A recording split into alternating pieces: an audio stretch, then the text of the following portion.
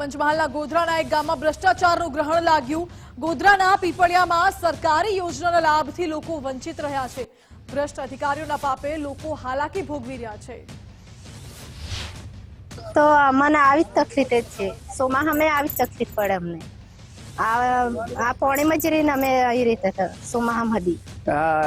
જ્યારે આવાસ મને મળ્યું ત્યારે સરપંચ અર્જુનસિંહ આવ્યા, એમને ઘેર રીવાબેનના ઘેરથી। ત્યારે મારી પાસે તે તમારો આવાસ આવી ગયું છે 30,000 એટલે 3,000 આપ્યા, ફરી 50,000 પડ્યા એટલે મેં 5,000 આપ્યા અને છેલ્લો હપ્તો 4,000નો પડ્યો એટલે 4,000 આપ્યા। અને જે અમે ઠરાવ કરાવીએ છીએ અને ઠરાવ જે એજન્ડા ફરે છે ગામમાં, બરાબર, એ મુજબ કામો થયેલા નથી। અમે મારા ઘરનું છાપરું મંગાવેલું આવાસ તો મને મળ્યું નથી સાહેબ। એના માટે મેં સરપંચને રજૂઆત કરેલી તો મારે ઘરે આવીને ફોટો પાડી ગયેલા, પણ મને મળ્યું નથી।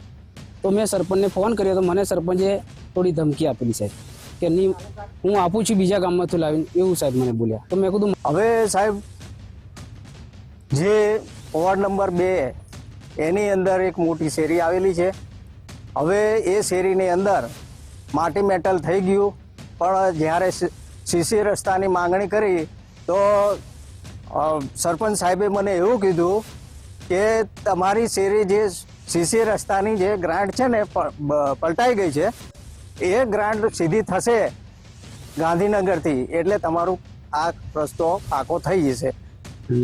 અત્યારે તાલુકામાં જે પણ પીપલિયા ગામ પંચાયતની અંદર જે કામો થઈ રહ્યા છે એ બધા ગેરવ્યાજબી કામો થઈ રહ્યા છે।